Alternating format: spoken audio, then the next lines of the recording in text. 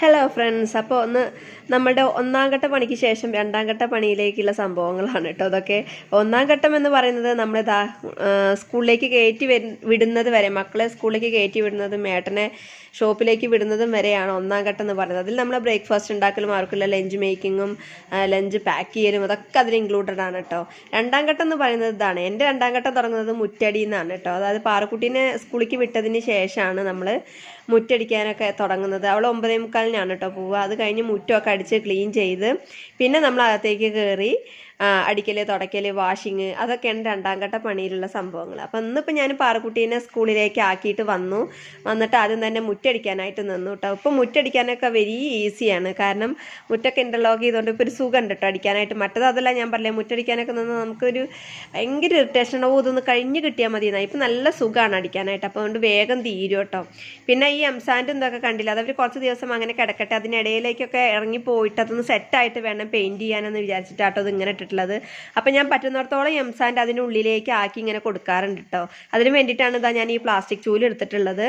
കാരണം അത് അതിൻ്റെ ഉള്ളിലേക്ക്, ആ കാണുന്ന സ്പേസിൻ്റെ ഉള്ളിലേക്കൊക്കെ നമ്മളിങ്ങനെ ആക്കി കൊടുത്തതിന് ശേഷം അതൊരു തിക്കായിട്ട് വന്നതിന് മാത്രമേ ഉള്ളൂ നമുക്ക് പെയിൻറ്റ് ചെയ്യാൻ പറ്റുക പറഞ്ഞു. ഇനി കുറച്ച് ദിവസം കഴിഞ്ഞ് നമുക്ക് ഈ എംസാൻഡൊക്കെ ഒന്ന് വാരിക്കോരി എടുത്ത് ഒന്ന് കഴുകണം കേട്ടോ. എന്നിട്ടേ ഉള്ളൂ ഇനി അവർ പെയിൻറ്റ് അടിക്കാനായിട്ട് വരിക.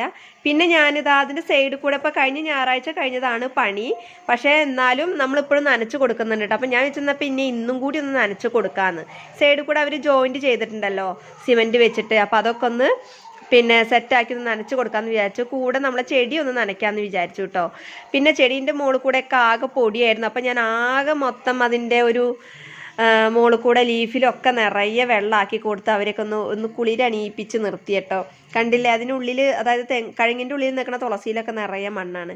പിന്നെ ഞാൻ ഇതിന് മുകളിൽ നിൽക്കണ ഈ ചെടിക്കൊക്കെ ഞാൻ ഇങ്ങനെയാണ് കേട്ടോ വെള്ളം ഒഴിക്കുക. പക്ഷെ പേടിയാണ്, അപ്പുറത്ത് കൂടെ ആൾക്കാരെങ്കിലും പോകുന്നുണ്ടെങ്കിൽ അവരും നനയും കേട്ടോ. അപ്പോൾ ഞാൻ കുറച്ച് ശ്രദ്ധിച്ചിട്ട് അത് ചെയ്യാറുള്ളൂ. പിന്നെ ഓസ് ഇങ്ങനെ വലിച്ചിട്ടല്ല തന്നെ ഒരു പണിയാണ് കേട്ടോ. അല്ലെങ്കിൽ അത് വളഞ്ഞിട്ടുണ്ടെങ്കിൽ പിന്നെ വെള്ളം വരില്ല, വെള്ളം അവിടെ ബ്ലോക്ക് ആവും. സൈഡിൽ കൂടെ ഒക്കെ നനച്ച് കൊടുത്ത് ഒന്ന് വൃത്തിയാക്കി എടുത്തു കേട്ടോ. മുറ്റം ഓക്കെ ആണെങ്കിൽ തന്നെ നമുക്ക് നടക്കാനും ചെയ്യാനും പണിയെടുക്കാനൊക്കെ നല്ലൊരു സുഖമാണല്ലേ. അപ്പോൾ നനയുമ്പോൾ തന്നെ ഇന്ന് പിന്നെ എന്താണെന്നറിയോ, വലിയ വെയിലൊന്നും ഉണ്ടായിരുന്നില്ല കേട്ടോ. അതുകൊണ്ട് പണിയെടുക്കാനൊക്കെ നല്ല സുഖമാണ്. നല്ല വെയിലുള്ള ദിവസമാണെങ്കിൽ 10 മണിയാകുമ്പോഴേക്ക് തന്നെ ഒരു രക്ഷയുണ്ടാവില്ല. ആകെ നമ്മൾ വിയർത്ത് ആകെ അലങ്കോലമായിട്ട് വരും കേട്ടോ. അപ്പോൾ ഇതൊക്കെയാണ് കേട്ടോ ഇന്നത്തെ എൻ്റെ സെക്കൻഡ് സ്റ്റേജ് വിശേഷങ്ങൾ എന്നുള്ളത്.